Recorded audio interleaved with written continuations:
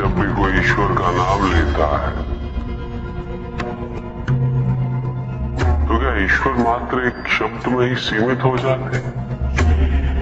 नहीं, यहाँ शब्द सत्य नहीं, सत्य है वो अनुभूति जो इन शब्दों में विद्यमान है।